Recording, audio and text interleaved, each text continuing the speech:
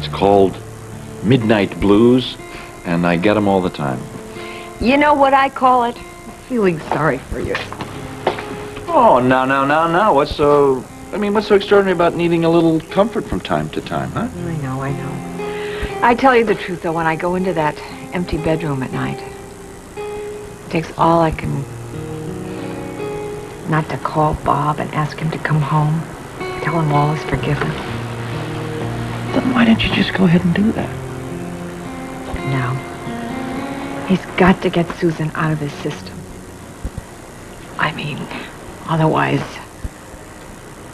how can I deal with the fact that Susan would be a major portion of his life from then on? Any kind of reconciliation would be empty. And the next step is divorce. Dear Lord. That may be the right idea for you and Lucinda, but not for Bob and me, not as long as we love one another. And we do. That's the heck of it. We love one another so much. If Carolyn wakes up, tell her I'm over at Margot's and I'll be home shortly. Okay, thank you. Bye-bye. Well, all is well back at the home front. She's sleeping soundly. Yeah? Well, so is Lean and Adam. Thanks for the brandy. Sure. I hope I'm not wearing out my welcome. No, I'm a grass widow tonight with Tom up at the Capitol again. I'd just be wandering around this house talking to myself aimlessly. I've been doing that myself lately. Thanks for taking pity on me, old friend. I don't pity you. Wrong choice of words. I know I have a lot to be grateful for. It's just that, this situation with Carolyn can be so damned overwhelming.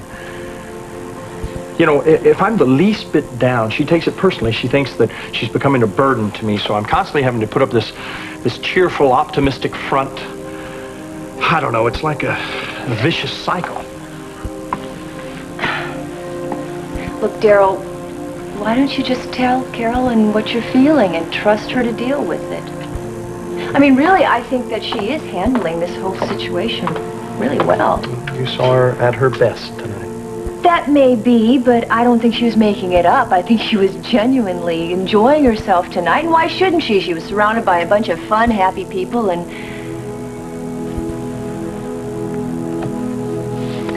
a very loving husband who's doing everything he can to make her happy. And I think that she's determined to do everything she can to make you happy, too. Oh. You know what Franny told me? She said Carolyn asked her to invite me along next time she goes skiing, because she knows how much I miss it. Well, there you go. That should prove to you she doesn't want you to treat her with kid gloves. Yeah, but there's a... Yeah, she just wants you to go out and enjoy life to the fullest. There's a part of our life that we can never enjoy together again. An intimate part of a marriage that can never be the same. And I don't know how to handle that, Margot.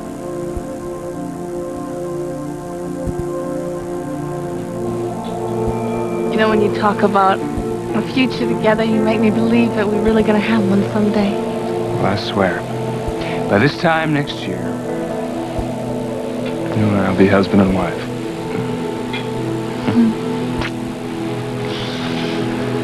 I want to remember you just like this, at our pond, because this is where I feel safe.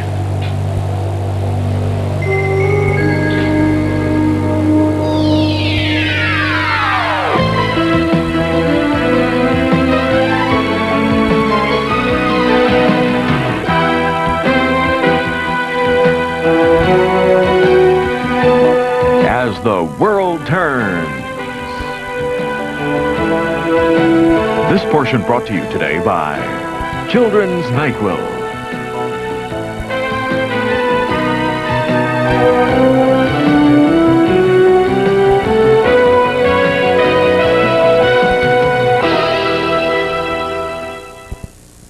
Mommy, I can't breathe good. Why is this child waking up in the middle of the night, sniffling and sneezing, coughing instead of sleeping? Why? When there's Children's NyQuil. Children's NyQuil was developed with the advice of pediatricians. It has no alcohol, no aspirin, and it gives him the relief he needs to rest. Children's NyQuil, the no alcohol, no aspirin, nighttime sniffling, sneezing, stuffy head coughing, so your child can rest medicine. Pretty good. Here, look. Nice of Uncle Silas to leave us his place. Maybe there's a curse on it. There sure is. I just found it. Well, who are you gonna call? Mr. Clean, Mr. Clean. Lemon Fresh Mr. Clean cleans through tough dirt and grime right down to the shine. Mr. Clean, Mr. Clean, Mr. Clean. Well, what more could you ask for? Nice shiny bathroom. Mr. Clean leaves nothing behind but the shine. When the Dance Theater of Harlem rehearses in white socks, you get tough, danced-in dirt.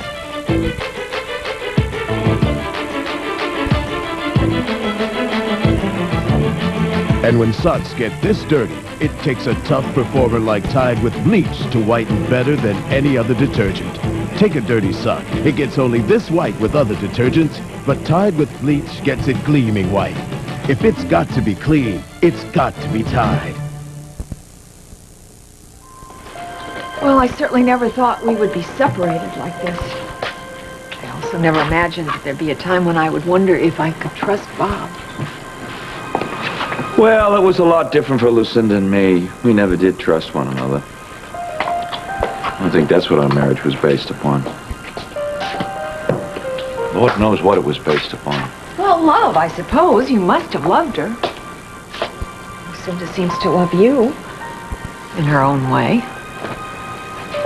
You know, that's a good point. I think that's it. In her own way. I think there was a lot of things that just had to be her own way. There wasn't too much give and take between the two of us. You know, it's funny. I wonder how much I actually did love her. It was so easy to move in with Susan when we separated. Oh, I'm sorry. Well, now, Bob is not going to do that. Come on, not in a million years. What they had was a one-night thing. You know, if I really thought that's what it was, I might have been able to deal with it by now. I know Bob too well. He never could have slept with Susan unless he... You don't think they're still sleeping together? No. Here. Let me play the devil's advocate here for a minute. Your favorite role. Yeah. Now, what if Bob does have feelings for Susan? What if he even loves her, you know? I mean, well, that happens. We're all of us over 21. We've been in love with many people. We've been married, you know, so... Wait a minute. Is that supposed to be some kind of justification for infidelity? No. Hold on a minute. You're saying it's inevitable that somebody's going to be attracted to more than one person. Okay. But it's not inevitable that they're going to have to act on that. And if you're saying that just because we're older and more experienced, we should be living by a different set of standards, boy, is that lousy advice. No, that's not advice. Hey, look, you got to have a reason for getting old. Oh, John. I'm sorry. Wake you up. No, just been upstairs reading, decided to come down for a glass of milk. Yeah. You guys been down here talking all the time? Well, you know us old people. What in the world is yakety yak yak. Yeah. Probably Sabrina. She's not home yet. Hello? Oh, yes, he is. Just a minute. For you, it's memorial. Listen, I didn't have a chance to ask you earlier. How was your evening? It was very lovely until I got in my car to come home. Sabrina. Hi, darling. Hi, we were just beginning to worry about you. Oh, I'm sorry. I didn't realize I'd be so late. I wanted to get as much Don Antonio's portrait as I could before he left town.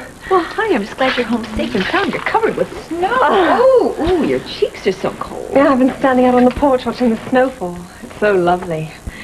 It makes the whole world seem clean and new again, doesn't it? Yes, until the pollution hits it in the morning and turns it to gray slush. Well, I suppose that's the difference between artists and scientists. We see things from a different perspective. Yeah, things. And people. Listen, how about some hot cocoa to get warmed up? Would you like some? Why not? I've just had a patient admitted to emergency. I gotta go. I'll see you later. Okay, bye. Bye, John. Listen, what were you saying about your car? Well, I got in the car to come home, and the stupid thing wouldn't start, so Darryl Crawford ended up driving me home. Oh, well, that was very nice of him. Yeah, he's a nice guy. Really easy to talk to. Margot, let me ask you a question. What if you and Tom couldn't, well, if the physical part of your marriage was taken away, how do you think you'd handle that? I don't know.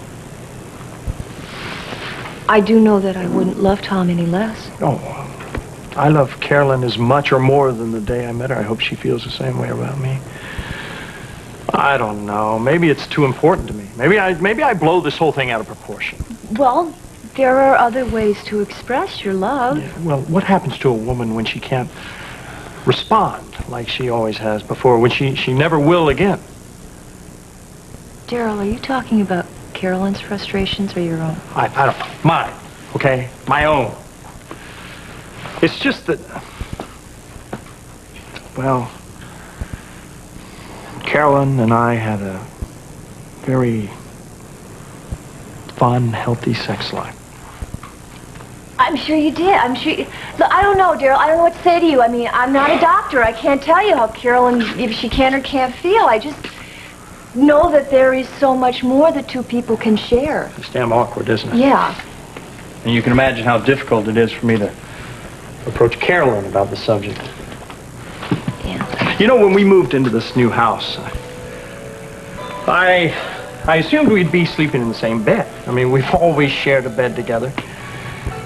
But she became so uncomfortable about the situation that it was never an issue before. It's just this past year of hospitals, and I've been living in hotels. Look, Daryl, I think it's time you talk to Carolyn about this, and I think as awkward as it may be in the beginning. Thanks. I guess I've been using you as a sounding board to figure out what I really want to tell Carolyn. It's okay. I'm sorry I couldn't help. I do know someone that could help you, though, better than I. I think maybe you ought to talk to Mama. Really, you should. Because she and Casey went through this, and I never sensed any sexual frustration in their relationship, and I think they probably found a way to handle it. Don't wake up, Adam. Hello. Yes. Tom. What? No, nothing's wrong. Oh. Yeah, I know. I miss you, too. Why do you think I'm not up in that lonely bed by myself?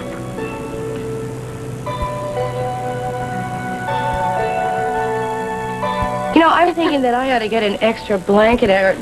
It's going to be really chilly tonight. Okay.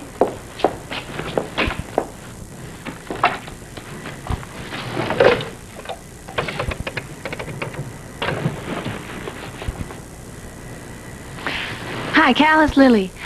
Did I wake you? Hell no, I just walked in the door. So what can I do for you? Everything okay? Everything's fine. I just want to talk to Holden. Well, no, I'll see. I'll get him for you. Holden! Holden! I don't know, Lily. I don't think he's here. But then where is he? Pile up on the freeway. I called Franny earlier.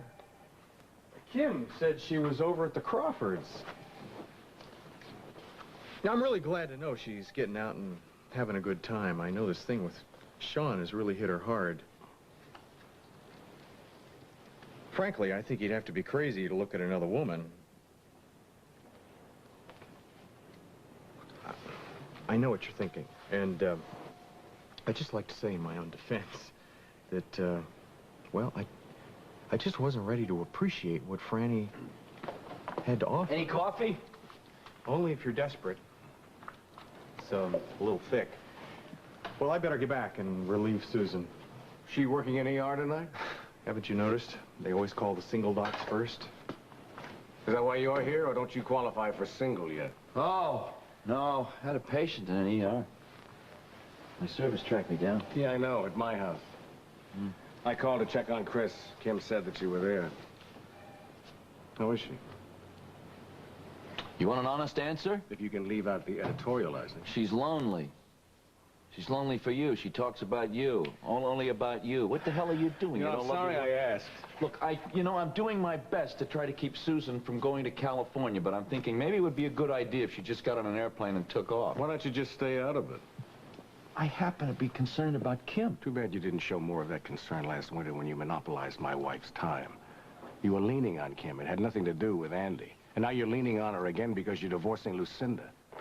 Oh. Hello, Susan. Hey. How's the coffee? Fine. I gotta get back to my patient. Hey, don't blame me for all of your problems. Don't even ask. You got a minute? Sure. There's something I want to ask you. Okay. Why didn't you tell me that you decided to stay at Memorial?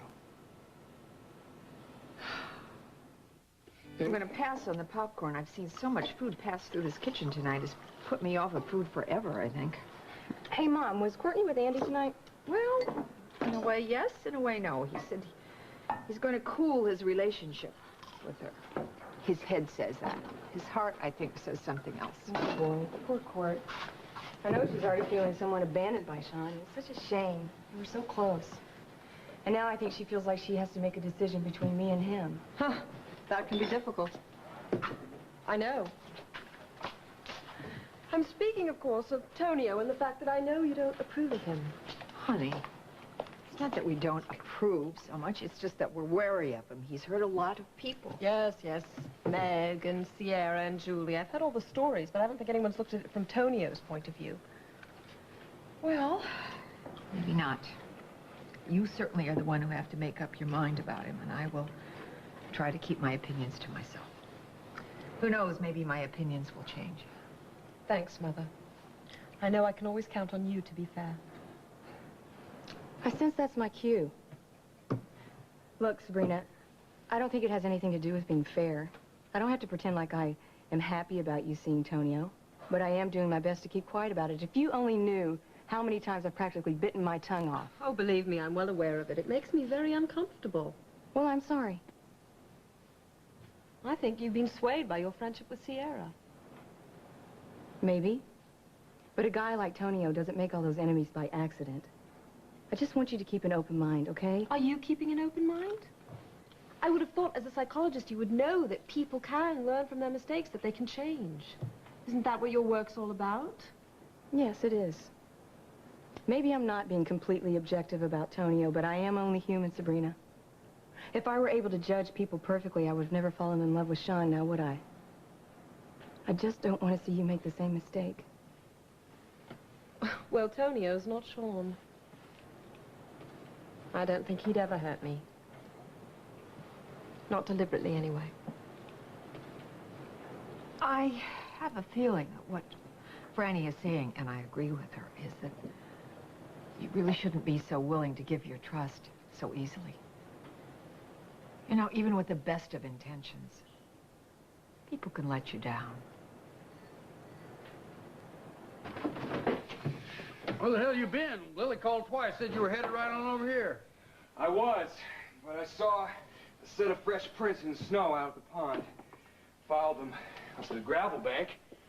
I saw tire tracks and signs that a car had been parked there. Well, that gravel bank's attracted its share of young lovers.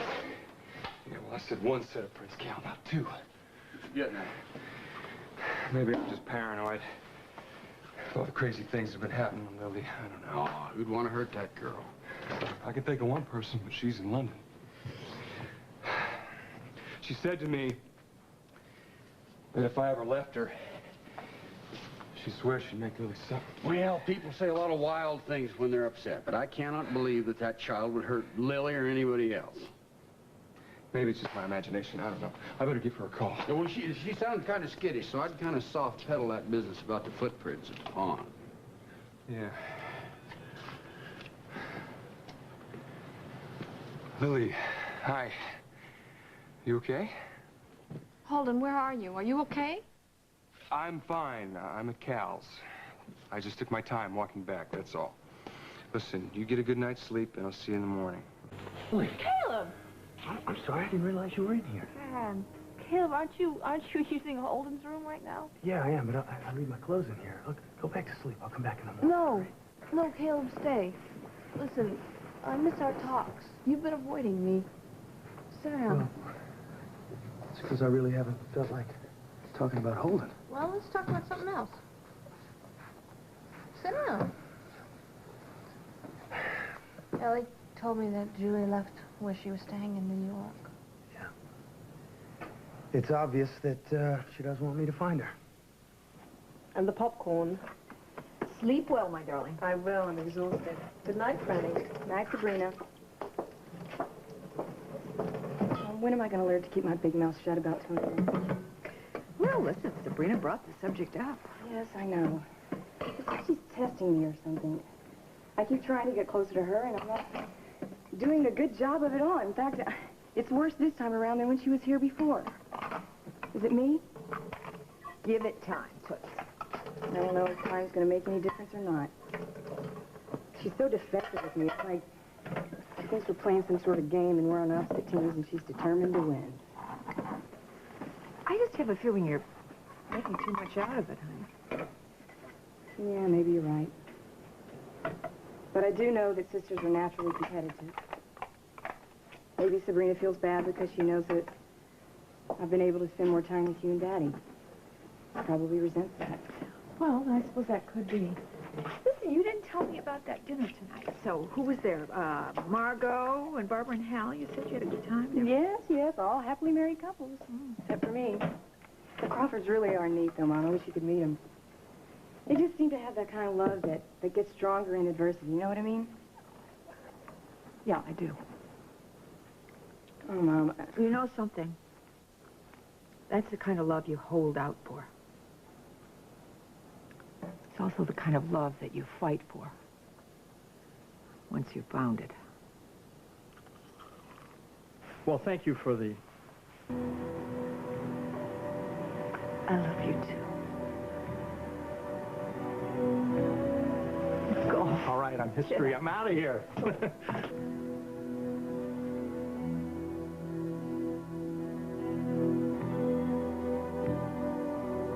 Arthur, I intend to lead a very busy and full life when I come home.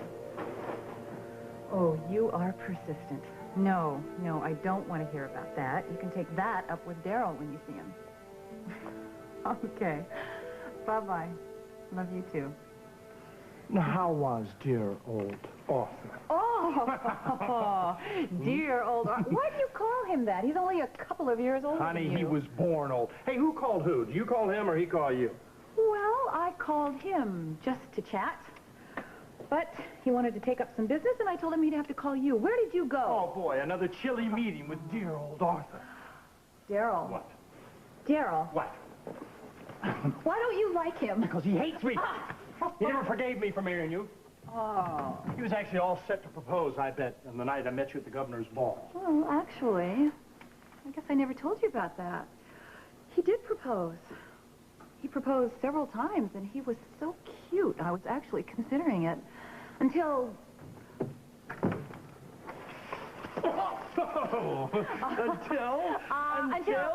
Until I danced with you. You know, I do love you so. Oh, I'm sorry. I'm sorry. It's okay. Are you okay? Yeah. I didn't... No, it's okay.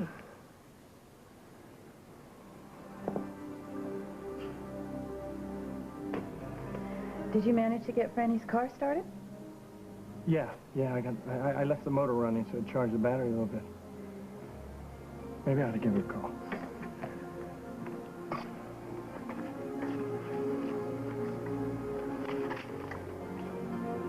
You slept upstairs last night. Yeah, I got in kind of late. I didn't want to wake you. Well, I noticed that you moved some of your things from our room. Honey, I took some of the things out because, you know, every time I need something, I feel awkward about going in there. You know, I don't want to wake you up. I know how hard it is for you to fall back asleep. Ah, here's a number. Morning, darling. Oh, you look just like it. Don, you're off the hook. Lights out for handsome. How about breakfast later? How about coffee? Oh, thanks. This place is filling up. I better get going. Oh, relax, John. Finish your coffee. Sabrina, you want some tea? I'm skipping breakfast this morning, Mother. Sorry, I've got to meet Tony at first thing. Good morning. Good morning. Thought I'd stop by and spend some time with Chris. I didn't realize there was a party going. No party, just breakfast as usual. Mary and I are actually on our way out. Ready? We are? Yeah. Oh, I'll get it. Me too. And so am I. I'm going to Tony's office. When are we going to have that dinner we talked about? I hope. Yeah, I'd like that. Yeah, Daryl, hi. Yeah, you too. Well, I assume that a room hasn't opened up at the executive club yet. No, not yet. Okay, I'll see you later. Thanks for the coffee. You're welcome. Have a good day. Yeah, that was I overheard Sabrina talking to Tonio on the phone. That really sounds serious. I know, unfortunately, but we can't keep harping at her about it or she'll stop talking to us. She might do what she did last time. Thanks again. Take off for England. Bye-bye. Hey, ready to roll? Ready and able. Okay, let me get set up first. Bye, Mom. Have a good day. Mwah. Good to see you, Daddy. Bye, kid. Bye. I guess I'll see you at the hospital. What time did you get out of there last night? Not till 3 in the morning. But you and I were the lucky ones, you know. I called over this morning. Susan Stewart didn't even get home last night. So long, Kim.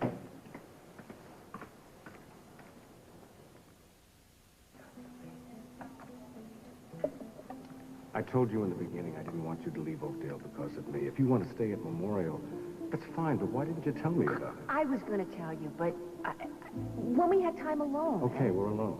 What made you change your mind? I think it was a session with Matt. I realized that I was doing what I've always done, which is run when I can't handle something.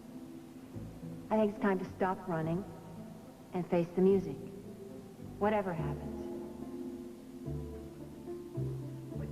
What? Well? Well, what? Well, what's up with you and Lucinda? That's a good question. I don't know. It's the calm before the storm or something like that. No, I went by there last night to pick up my things finally, and she came home a little bit earlier than I thought. We had a conversation. It was okay. Civil. We didn't yell at one another. That's good. That's great. Then maybe you could... Oh, come on, come on. I'm just trying to get out of this thing with a little dignity. John, maybe she's learned her lesson. What do you think? That's what I thought the time before and the time All right.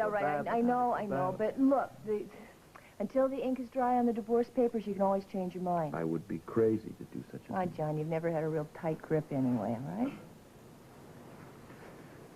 Take care of yourself, will you? You too. Bye-bye. You owe me lunch. John. Yes. Hi. Rex called me early this morning and to say that Lucinda has requested a special meeting to discuss the grants. Yes, well, it's to be expected. I think she's going to pull the plug.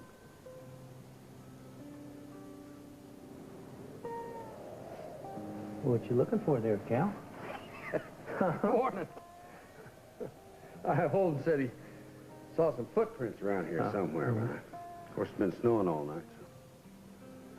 Glad you could meet me out here. Yeah, well, you do realize that we're missing Mama's griddle cakes, don't you? Yeah, well... I'm afraid I'm going to be missing a whole lot more. Has to do with your mama, because she's not going to marry me, son. Oh, Cal, man, I know she keeps saying that. Yeah, well, she means it. And I reckon it's about time that I took her at her word. What are you trying to say, Cal? You going back to Waco? Well, I haven't made any definite plans. Damn, Cal, I feel kind of responsible. How you figure? Well, if Mama wasn't so torn up about me and Holden. No. If I thought that's what it was, hell, I'd still be in there fighting tooth and nail. Now, it's got nothing to do with you kids. Gotta admit, I admire her for telling me straight out. What made you call me at the crack of dawn? Well, Cal, something happened last night that made me realize that I don't find Julie soon. I'm gonna just be living in some sort of limbo. I gotta find her, I gotta talk to her, and we gotta settle this thing once and for all. Is that offer for a detective still around? Hell yes. All right, because I know that eventually she's gonna go looking for her kids. Now, I know that Frank's running from the law, and Lord only knows where the kids are. Well, I can put man on that and find a white hair on a black cat. Right. What happened last night? Well, I met a girl.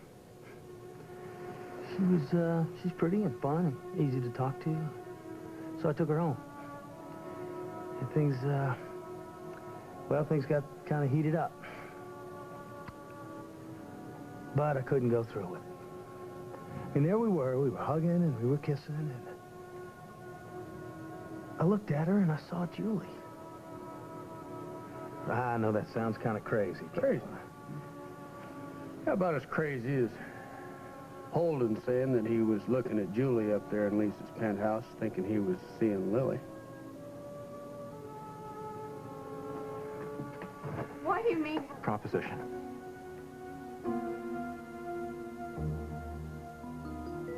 Okay, Sally, so I'm going to go to aerobics class first, and then I'm going to drop Chris off at preschool, and then I'll head over to the studio.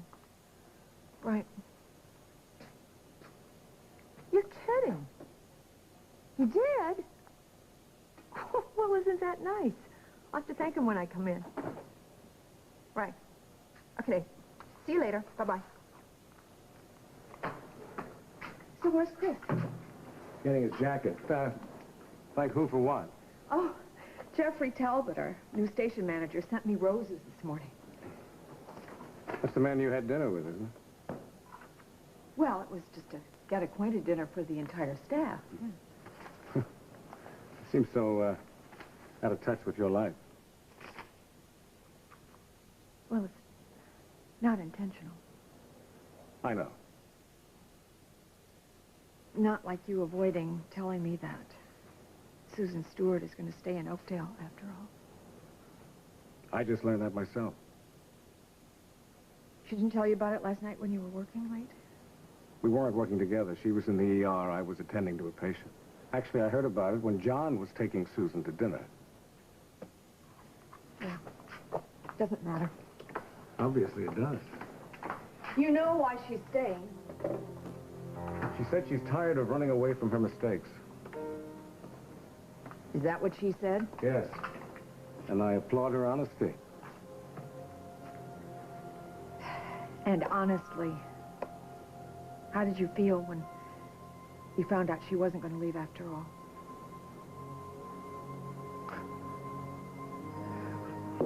Whenever I try to be honest about Susan, it seems that I end up hurting you. When you're not honest, you hurt us. Okay. I hope what I'm about to say doesn't make matters worse.